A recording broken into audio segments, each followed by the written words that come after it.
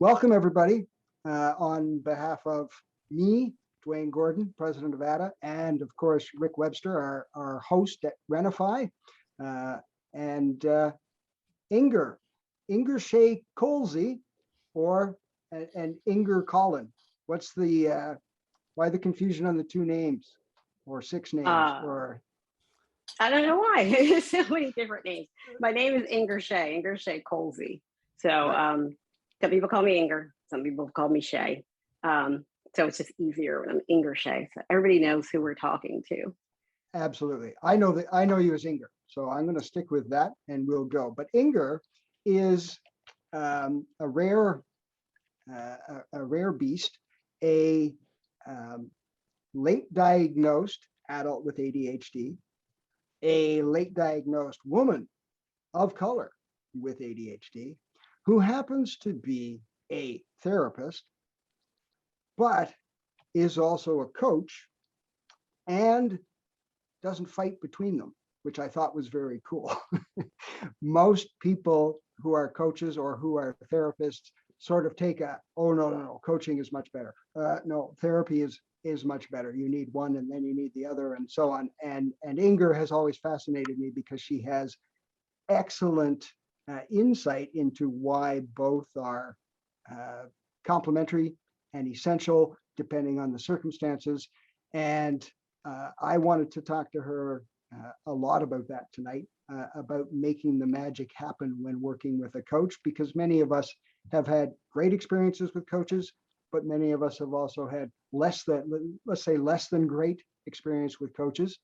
And we'd like to avoid those. And I thought, who better to talk to than Inger about this?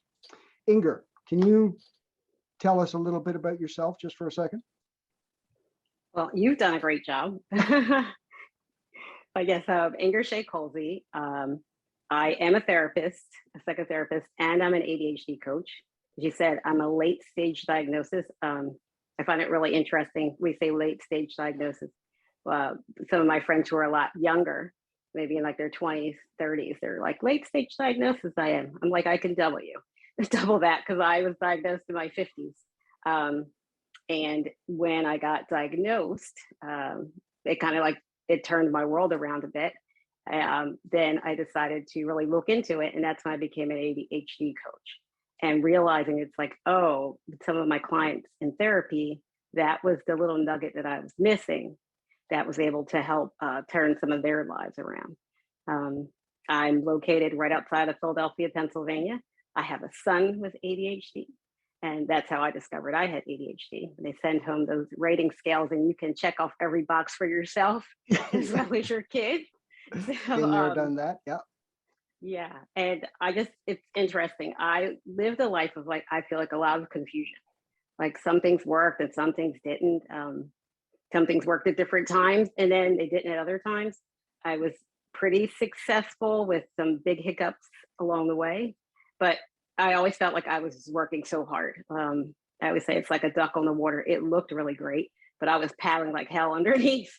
So when I figured out, about ADHD, and then I figured out that I had ADHD, and then I figured out that I needed to do something about it. But being diagnosed, I happened to use medication and coaching. That it was like, oh, it all kind of came together where, I still have a lot of things to do, but I don't beat myself up about the way it gets done. Right on. Okay. One of the things that fascinated me about your story is you are and have been for a long time a mental health professional. And for most of us, when we hear mental health professional, we say, oh, well, they must know about ADHD, right? They're a mental health professional. So that's not all encompassing. You obviously can miss the ADHD knowledge, the recognition of ADHD in yourself, in your clients. So when we go out and we look for a coach or a therapist or really anybody, it would seem to me that maybe one of the things that we need to check for would be that they know ADHD right off the bat. But if you don't know ADHD, how do you look for the right professional if maybe you don't even know what you're struggling with? That can be that's a conundrum. Do you have a solution, or do you agree? Well, I agree, because like a conundrum inside of a puzzle, and which is what all of this is anyway. It is interesting because when I went to school many, many moons ago, when I got my graduate degree, all we learned about ADHD was a small part, and it was about children, and essentially like little white boys falling out of their chairs, they have ADHD. And since I worked with adults, there wasn't a lot for me to go on past that. It wasn't until my child, the school was kind of like, you might want to look into getting him evaluated, that it was like, oh, it could even be my son. So I didn't even really recognize it in my own child. And I didn't know that it was something that went on into adulthood. I was not taught that at that time. It's curious. I always think, what did I think ever happened to it? That we grow out of it. But because I was never taught that, I just never thought about that. But again, when I saw the rating scales, I said, oh my goodness, that's you. So clearly you don't grow out of that. Right. And to be able to, address it, look at it and say, hey, what am I going to do about this? What I find interesting is when you're looking for a therapist or a coach, it would be to ask them about, these are things that are happening with me. What do they even think? Like, you can interview them also, right? It's not a thing where the therapist or the coach is the one that gets to decide how all of these things are going. You're a part of this. And when you go to see a therapist, if you go for a few times and you're like, they're not quite getting me, or they're not understanding, or maybe things that we're talking about don't pertain to me or aren't working for me, first you should address that. And if it's not the right person for you, then you should find another person.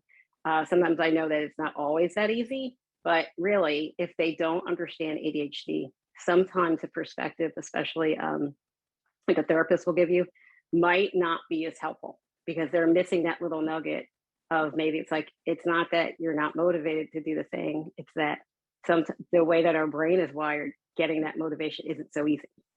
So things like that can be missed when you're looking for. So that's no, that's fine. I have ADHD. I'm going to interrupt. Mhm. But so okay, that's very important right there, because the title of this thing is making sure that the magic happens, that magic in the connection between you and your coach. And I suppose it's the magic of the connection between you and your therapist too, and you both have an understanding of what you're dealing with. And it sounds like you think it's also important that you're exploring and investigating together, right? It's not you don't go to a coach and say, fix me. You don't go to a therapist and say, fix me. You explain the issues that you're dealing with, and then both of you kind of fumble around in the dark, slowly turning on the lights until you can see sort of the decor and start to deal with that. And we used the word magic, and we did that on purpose, because if you have worked with a coach or a therapist who really, really gets you and your ADHD, the connection that happens is magic. It really can be life transforming. Now, Inger, I don't want to put you on the spot, but I'm going to anyway, because you shared a story with me about your first experience with coaching. Would you be willing to share that story with us? Because I think it was really powerful. Absolutely. So I guess you're speaking about at the 2019 ADHD conference. So what's interesting is it is what you said. So actually, my tagline is like, brain-based, skills plus Black girl magic. Like, that's kind of what we provide because it is magic. When you have that connection, you can't even explain how important that is and what it can do for you. So when I was at the 2019 ADHD International ADHD Conference, I didn't know that they had an international conference. It was based in Philadelphia, and that's how I found out about it. And a coach had reached out and wanted to do live coaching at the conference. So not the kind of coaching where you call someone up out of like the crowd, that they wanted to start a coaching arc and do like probably like the middle of the arc with an audience. And I was like, I'll do it. I raised my in a big group of people because I want to experience Impulsive, coaching. are you? Well, I was like, oh, coaching, right? I'll take some because as I said, I had been diagnosed and I had decided to go on medication and things were better, but there was still something that just wasn't quite what I thought it was going to be. And so I said, let me try this. And so we started coaching over Zoom. This is long before everybody else was doing Zoom. So it was really weird, to see somebody on the screen. But when we started coaching wasn't what I thought it was going to be. I thought that he was going to help me get my notes together and that he's going to help me to be on time somewhere because I really struggle with that. Where when we started talking, it was it's the opposite of that. It's like who you are, what are you doing, how is the ADHD affecting you, what are the things that are important to you, and as we did that exploration, we really seemed to hit it off pretty quickly. We were supposed to do like 8 or 10 sessions and do maybe like the 4th or 5th one at the conference. So when I came to the conference, it was kind of difficult for me getting to the conference because I do have time issues. I was going to get on a train. And by the time I got on a train and then got into a big hotel with like 4 floors and all those rooms that were there, the sensory overload was amazing. And I had to go walk into a room with about 100, mostly middle-aged white women, and sit down and bare my soul in front of all of them. But what was really interesting was my coach, who I'd never met in person, but we had become kind of so in tune when we were together in a room. And I'm very, very short and he's very, very tall. But we sat down and we were the same height then. And it felt like when people just disappear, like in a movie, where it's like people get together and other people disappeared out of the room. And we started coaching. And in that coaching moment in front of all of those people, I had this really big breakthrough that really it's okay that I have ADHD. And once I could really accept that part, then it just makes it so that you feel so much better about yourself. The whole world opens up to you. And it happened in a room full of about 100 people. And it was scary and mortifying and wonderful and great at the same time. The thing that you call magic. So it's like, it was really interesting having it in front of people, and people in the room saw that, like they were affected by it. People followed me out of the room and they're like, this was great. I stayed at the conference the rest of the 4 days and people were finding me going, A, you were really brave, but B, to see that magic in person, like that's something that you usually do not see because, when you do your coaching, it's one-on-one, it's, and pretty personal. So it really affects a lot of people. And that's kind of what I was like, this is what I need to do, because there's so many people who don't know what ADHD coaching is. There's so many people of color who have no idea what any of this is about. And there weren't many people of color at the conference to be able to even address this. So with that, it's when I turned my sights more to ADHD coaching. I still do therapy, but coaching is really, transformed my life. So I hope to transform others. Okay, so fantastic. The story is as good as I remember. That's absolutely incredible. I was there. I was probably lost in all of the stairs. I remember how confusing that hotel was.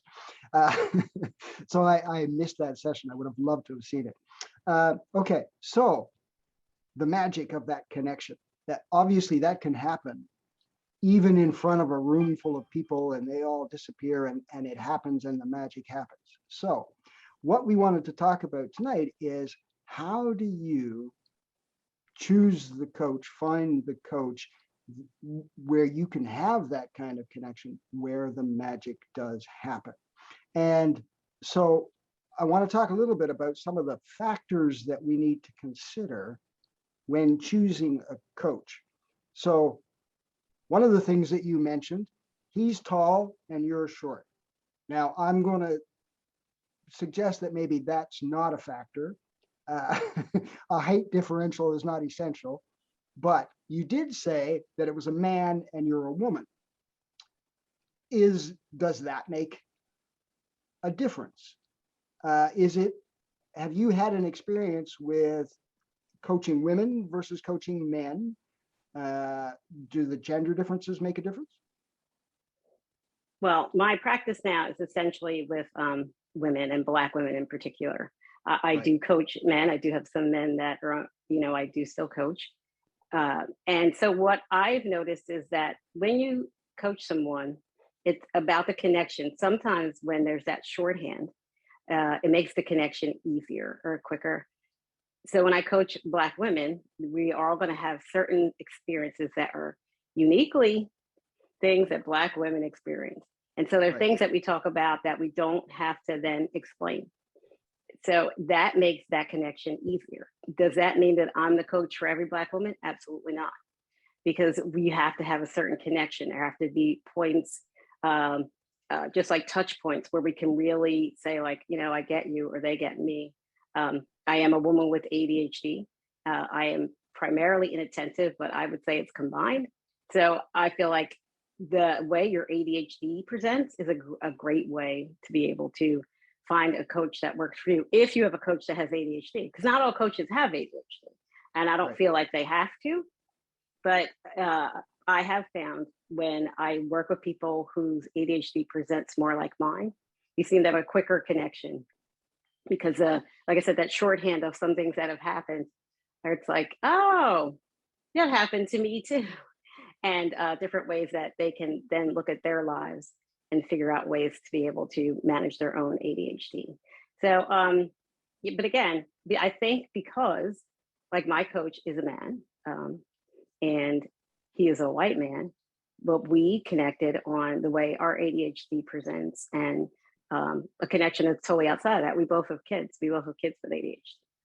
And, sometimes having those discussions, because for me in my life, as a client, because the client leads, it's about, the things that I need when I sit in a client chair. Being a mom and having to deal with my son with ADHD comes up quite frequently. And so to be able to deal with that myself in managing my own ADHD, having someone that understands what it's like to have a kid that may have struggles, similar, or doesn't even have to be the same, but that thing where the way your kid presents or the way your kid's having trouble, you're having trouble. To have somebody who gets that is helpful for us. So it's about the connections, the touch points that are important to you. I feel that's how you can choose a coach to have that certain magic. But I will say is, going back to what you were saying before, you have to have a coach that understands ADHD, right? Right. They have to really know what ADHD is and have some different ways that they can display to you that they know what they're talking about. I can't just check the box in Psychology Today or put it out there in whatever social media post they're putting. You really need to check and see, like, do you have an experience? What are your experiences? How do you know about ADHD? Because people, I don't know, they realize in Psychology Today you can check any box you want. Yeah. Well, that's true. Yeah. Yeah, nobody said, nobody's like, you don't have to prove anything. But I think it's important because many people, I won't say many, but there are people out here that say that they're ADHD coaches and they're not, right? They just say that that's something that they do, and then they're not helpful to you. So when you had mentioned earlier about some people just have really bad experiences, I would wonder if that would be a part of some of their experiences, having somebody who really doesn't understand ADHD. So I think that is an important way to know if you're going to have a connection with your coach. And if you don't have a connection in the first few meetings, then that's something to really look at and discuss. Because without Right. that connection, you can't get anything done. Coaching is a partnership. And I think that's really important to realize that it's a partnership. It's not the coach telling you what to do or fixing you, as you said, because you Right. don't need to be fixed, but it's your life. And the coach kind of walks with you in helping you to achieve your goals, helping you to see where the ADHD gets in the way of the goals that you're trying to meet. So you can't do that if you guys can't become a partner at some point or do that dance, as we say, because coaching is like a dance. Okay. Okay. Now you mentioned, okay, so a couple of things. First of all, you primarily work with Black women. Your coach is a white man. And we talked about cultural sensitivity and understanding the cultural references cross race or cross whatever. I would imagine there's maybe even cultural differences between countries, between areas of the country. So, whatever. You have to have a common understanding of your life experiences. So, if there are Black adults with ADHD in the audience, and they're looking to form a connection with a coach, should they start looking for a Black coach, or should they start looking for somebody with a similar ADHD and then see about the cultural differences? Or like, where do you start? How do you proceed? Is That's that a a weird chicken or question? egg. Well, it's a chicken or egg question, right? It's a chicken or egg question. It really, it depends on you. It depends on the things that are important to you. Depends on the things that will make you feel comfortable. Like I said, I primarily coach Black women, but I have clients. I have clients that are white. I have clients that are Asian. I have clients that are Latino. I have mostly women, but I do coach men. So it's the ways that we're able to connect on several different levels. Some are cultural. Like I said, sometimes having the same culture is helpful. I think if you're going to have a coach that, might not understand your culture, they have to have cultural competence though.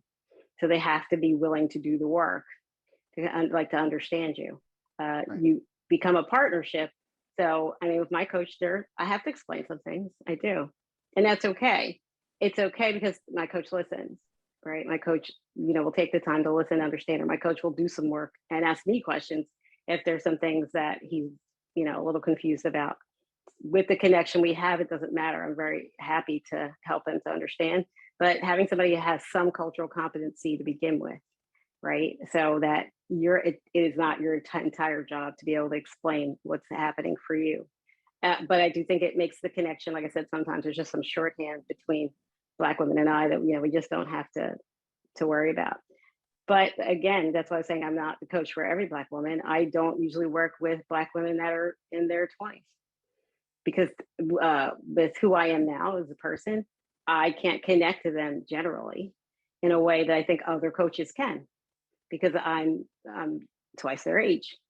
So some things they're saying, I'm like, what? You have to explain to me.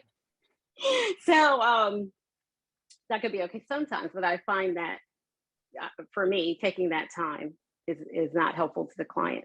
And I'd rather, pass them on to the other coaches because there are so many coaches out there, that you could go to, pass them on to somebody who they can have that connection with. I think it's Right. really important to just, say, hey, if this isn't working, to move on to somebody that you might be able to, form that partnership with. And sometimes it can be just so quickly. So you don't have to, and sometimes is the coach at that time, right? Depending on what's going on with you. At some point, you might need one coach, and then that time expires and your life moves on. And then maybe you'll need a different type of coach at a different time or a different person. I always say, like, that season of your life, you might need somebody else. And many people, I'm a coach and I'm a therapist. I can't do both at the same time. They don't allow you to, not at least not here in the United States. So I have to then refer the therapy part, if we're doing coaching, to another therapist. And, then sometimes the therapist might not be Black. So it just depends on what it is you need at that time. It's more about knowing who you are a bit and thinking about, what are things that are important to me? Like, what are things that I think that I want to work on that maybe this person might understand? And for a lot of people, I just want to say for a lot of people of color, it's hard for them to be able to relate to somebody who's not a person of color because some of the things that are happening are so culturally specific that makes it more difficult. And if you find yourself in that place, then of course you want to find somebody who definitely understands the things that you're talking about. So there's some things that you can't explain. So, Right. you just have to look at it in those different ways. I mean, I'm bringing together a bunch of Black coaches and starting a Black Coaches Association so that Black coaches can be found. Uh, I've been on many platforms like Clubhouse and even different other, webinars and things where people are like, I've never seen a Black coach, or Black, do you exist? I'm like, well, I'm here and I know a few others. So I found it really, it was, the same way I felt when I was at the conference that I didn't see a lot of Black people at the conference. It's the same way I feel like people can't find coaches of color. So I decided to take that on, because isn't that what we do? People with ADHD, we take on the big things, and Absolutely. start association of Black ADHD coaches, and then expand it out to all people of color, so that people can find us and we can fellowship, because there's some things we can talk about that there's no amount of cultural competency can have you understand. Absolutely. Absolutely. Okay. So that's, I've learned a whole lot of interesting things here. And you're absolutely right. I have worked successfully with different coaches at different stages in my life. Like the coach who helped me show up on time for things, which was a huge problem way back in the beginning, is not the same coach that I dealt with when I wanted to step up my career to the executive level. Right. That was like, those are two different coaches with two different competencies completely. So you're right. There's going to be different times in your life, and you're going to look for coaches that meet with that. The other thing I found super interesting, well, there's so many things. First, there's obviously not a checklist that in the first interview you can say, do they have this. It sounds like there's an exploration to be done that may be a meeting or two, even trying to feel out and see if you can establish that connection. So that was one thing. And of course, now I can't remember what the other thing was. So annoying. Anyway, I'm hoping it'll come back. I said a lot, that's why. Well, this is it. Yes, that's why I interrupt, because I know I'm going to forget. Okay, so your coach has to understand ADHD. Should they have ADHD? You said not necessarily, but they have to have a deep understanding. What about the difference between, because you hit it off with your coach because you had similar ADHD, plus children with ADHD and some other things, but the similar, so if I'm primarily hyperactive and you're primarily inattentive, do you think we could work together, or is that, don't know? You could work together. Interestingly enough, I've done corporate coaching, did corporate coaching in a neurodiverse company, and the president of the company, she was, neurodiverse, and she was very hyper in her presentation. It's all go, go, go. And we worked on a lot of slowing down, where my presentation is the opposite. It's a lot of, let's be really slow. So I've had to work on ramping it up. And when you understand ADHD, then you're able to then see, oh, that's how her presentation is going, then maybe there's some things need to work on with that. And what was interesting, because I was the corporate coach, and many people had ADHD, the different ways it presented, I got a lot of different information in there. It was a great opportunity because I was able to really flex my muscle and learn more about ADHD than I ever thought that I ever could. But you definitely can, because when you know about it, it's you can see I feel like through the looking glass, right? Like you see it from the other side. So to be able to help someone with that, and again, that partnership, because the thing is, even though it's a different presentation, it's still her life and the things that were going on for her that she wanted to manage a little differently. And the parts that were the superpower that allowed her to have a multi-million-dollar corporation, to be able to then use that to now she's a multi-state operator, right? So, I just think about it, it's so wonderful. It's just so great. Sometimes the things that happen with ADHD, and when you do coaching, like the magic's for me too. The magic's for me too. I love it. That's the other thing. That I wanted to. So one of the things that you said struck me because people think about coaching, and I know that some people worry that if they get with a coach and they're making progress, but they're kind of counting the money too, and they don't, why is this taking so long? I want it to go faster. And even worse, if they have a non-ADHD spouse at home saying like, have you solved the problem yet? Because you're driving me crazy. Um, there's this huge rush to get things finished. But it sounded to me like if it wasn't working for you and this client, you were also willing to suggest that they move on to a coach that would have a better connection. Is that true? Oh, absolutely. For me, per se, there's nothing worse for me than working with somebody that we're not well suited, because it is pain. It is as painful for me as this for them. Because Okay. it is a partnership. There is magic, and when you don't have the partnership to make that magic, it's just like having a bad dance partner. If you're stepping all over your toes, no one likes that. That's not any fun. That doesn't look great on the dance floor. So it's better to pass that person to somebody that they can do that dance with, that can help them, that will have that connection and be able to help them to get to their goals, because that's my ultimate goal, is to help the people to get to their goals. That, to me, that's coaching mindset. This is why we coach. So if Right. I'm going to just it's we need to make money, we all have bills to pay, but it's not about the money per se. It's about helping people to get to where they are going, because if I help people to get to where they're going, then I'm going to make money. And I will say to somebody else, like a spouse, it's like, yo, you're like, they didn't just put a magic wand. It didn't have, all these things didn't happen in a moment, right? It took a little Right. while for all these different things to happen. So you have to give a chance for the magic to happen. Like if you go to a magic show, they don't just pull the rabbit out of the hat. There's all those other things that happen before you see the magic. So you kind of have to let that percolate. But when the magic happens, I always say coaching takes a while, but then it takes an instant, because it's like turning on a light switch when it does happen, and your whole life brightens up, and it is well worth the ride.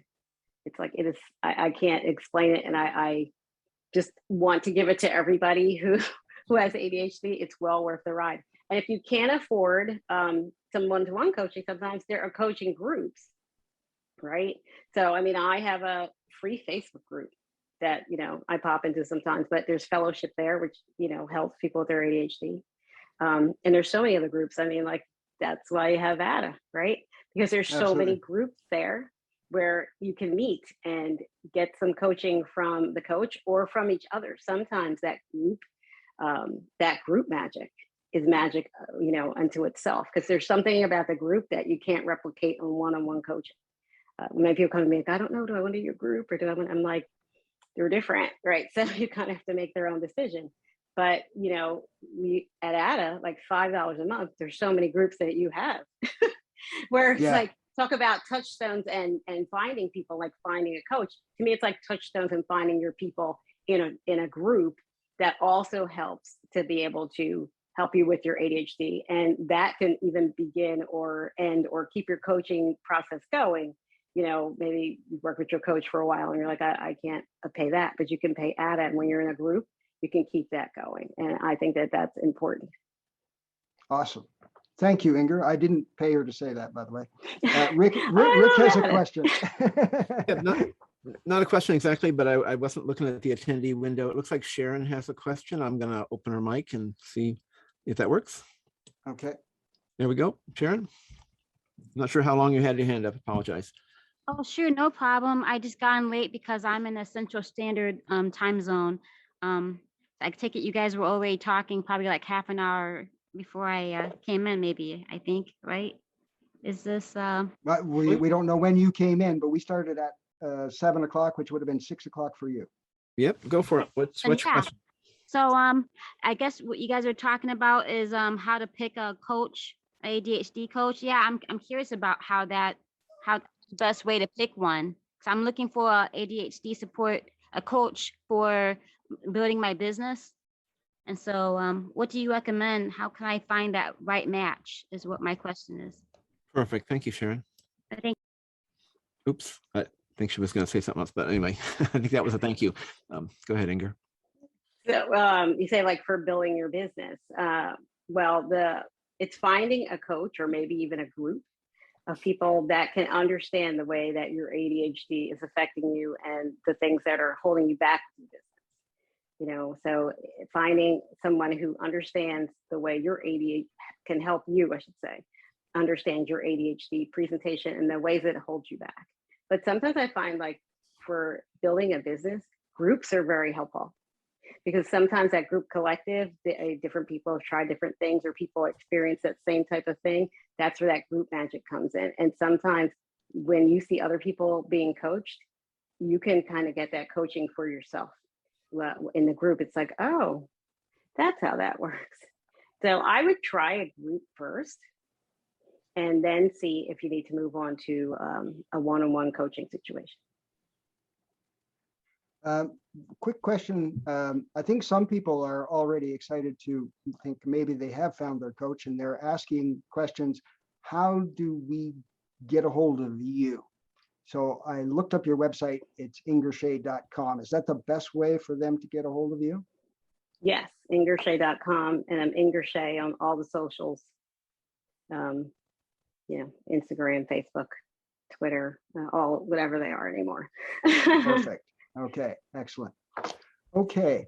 Okay, so we've talked about how you sort of choose a coach from the crowd, but I did a quick search. I in Google, I said, how do you choose a right coach, to see what the advice people are getting would be to compare to what maybe they really should be doing. So one of the questions that they suggest that they ask, and I'll just go through them just for fun here. One said they should be nice and make you feel good, but not too nice. So is what does that mean? Should they be nice or not too nice? Or it didn't make a whole lot of sense to me as a question. So why would they say that? Well, I think I understand what they're saying, but it doesn't make a lot of sense. But I understand, I think, because I have ADHD, right? I can always look at the kind of a backwards question. It's funny. Some people will say that I'm nice. I really don't necessarily even consider myself nice. I'm not mean. I'm straight.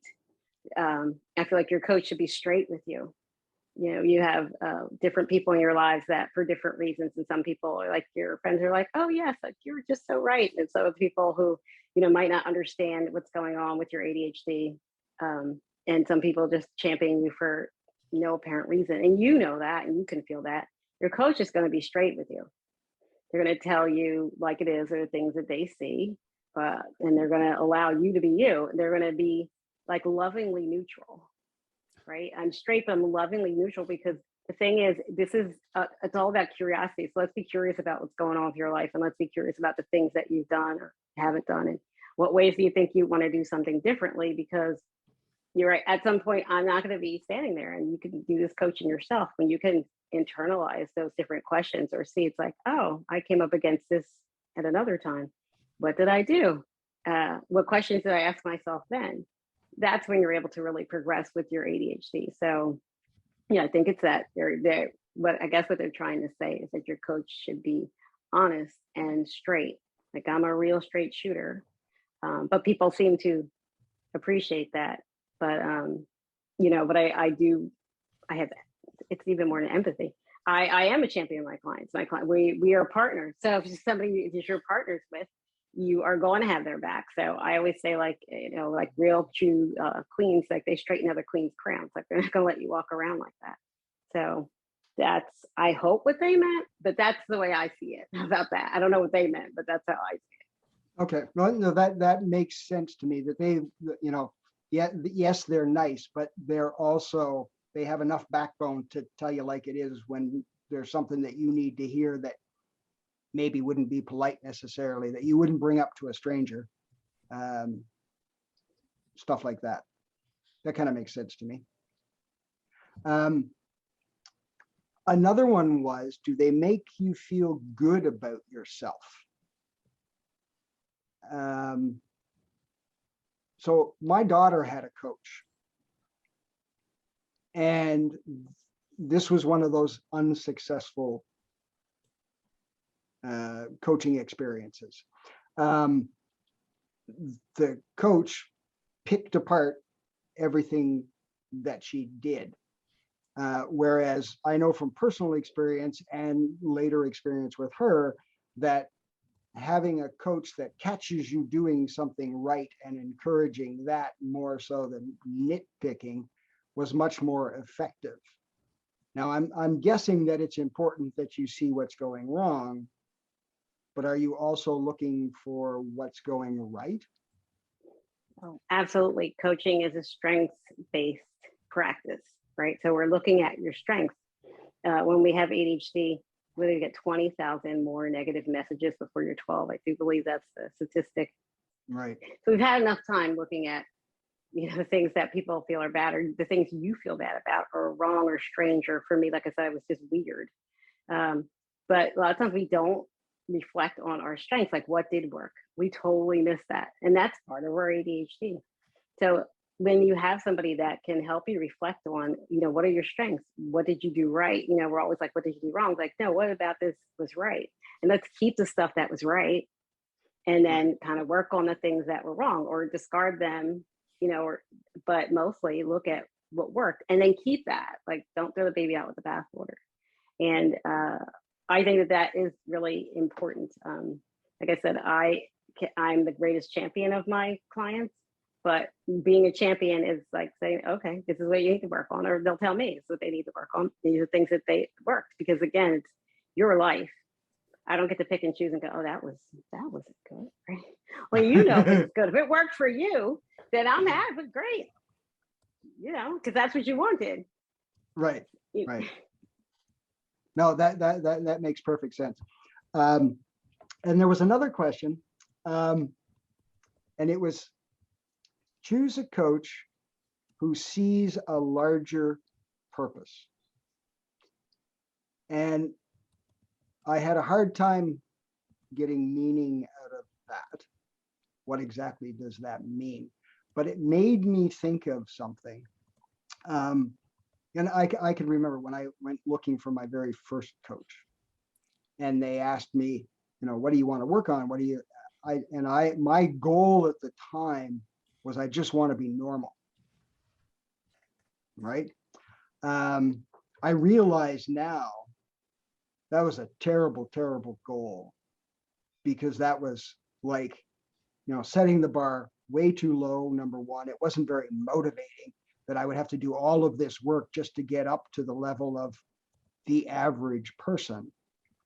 When you work with your clients, is that something that you consider or suggest or work with them on, as to what their vision of what's possible is? Would that make sense? Yes, we do work on, what is possible, because so many things are possible.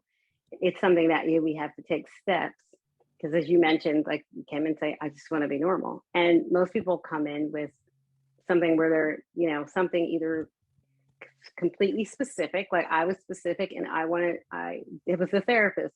My notes were very behind. Could we get my notes done? Right. I want my notes up to date, and I want to be on time for my appointments. That's what I want. Yeah. Right. And so I was like, yes, I'm very specific about what I want. And you came in saying, I don't feel normal. I'd like to feel normal, and whatever that means. So you come in with the things that you come in with, and holding the space and holding the vision, as a coach, to help you to understand that there's so much more to it than that. It's like, normal is not a thing, right? It's not really something that happens. It's like, just you're being who you are. For me, it was like, yes, your notes are late. That doesn't mean that you're a bad person. It means your notes are late. And if we could work on just doing a little bit in a way that might work for you, or maybe that you don't need to take the notes like that anymore, or maybe it's now that I don't take those notes anymore. So it's, finding a way that works, where it's like, and that doesn't mean anything. All it meant was that my notes were late, right? That's all it meant. Right. It didn't mean I was bad or shame, or I'm late every time, and people think, oh, we're going to tell her the wrong time. Things like that. It's not that. It's just that I have to be intentional with time if I'm going to be somewhere on time. Right on.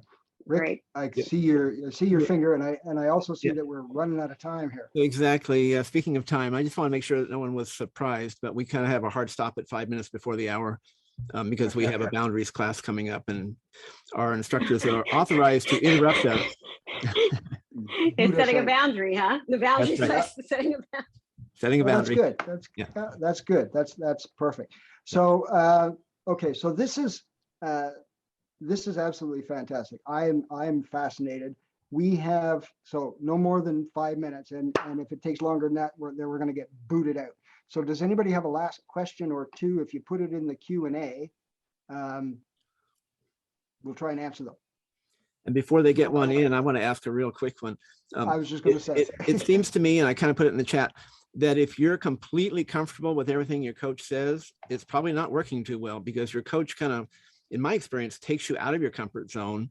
And sometimes we have resistance because fears, whatever. What do you feel about that? Yeah, so it's very interesting because it is that even though we say we want some change, it's like change is very hard. And it's like, what, you want me to do something other than the thing that I'm used to doing? There's something called cognitive flexibility too, where it's like I'm digging my heels in and not doing it. But when your coach does challenge you, or your coach does come up with some things that's like maybe you didn't think of, when you have that partnership, you can be willing to do that dance, right? To say, I trust that person enough to let me look at it at least from a different side. Let me at least look at it that way. And that's why the connection is so important. So yes, if everything is perfect with just you and your coach, if you come and everything's perfect, then what are you doing? There's no change occurring. Unfortunately, there's a little bit of a little pain with change, but it's well worth it in the end. Okay, I have a question here. How do you know when you have that magic connection with your coach?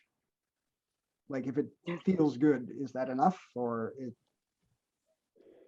Yeah, it's weird because it is a bit of an intangible.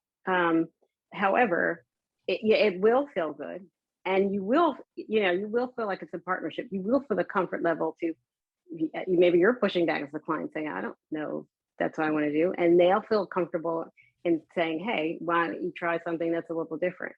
Like where you're doing the dance, and like I said, sometimes when you're maybe first creating the dance, there's times you might step on each other's feet a little bit, but we're trying to get it together. But once you start working together and you see that the dance is going well, it. So I think it's that thing. Like you can't describe balance, but when you ride a bike, finally it's like, oh, that's what that is. Right. Okay, cool. Okay, that's perfect. And somebody brought up the question, and now I brought this up earlier, but let's just quickly review. How does a coach help versus a therapist? Very quickly, therapy is more about when you have disorders that in the DSM that need to be addressed, things like anxiety, depression, bipolar. The DSM is a book that's this thick, so when you're dealing in things that are that need to be addressed that way, when there's too many things going through my head when we say quickly. But with coaching, it's more, like I said, it's a dance, it's a partnership to be able to look at where you are. Like I'd say it's like you're on one side and your goal's on the other side, and you use a rope bridge to go across. So, you and your coach as a partnership can walk across the rope bridge and seeing where the ADHD comes up and are barriers along your way. So we're helping you get from where you are now to the goal that you'd like to go to, where therapy is more like dealing in the things that have to be addressed in psychotherapy, psychiatric realm. Perfect. Awesome. Thank you so much. This has been absolutely fantastic. Inger, we're going to be kicked out in like 30 seconds. Yep. Everybody, I put in the chat a link to get 2 free months membership at ADA.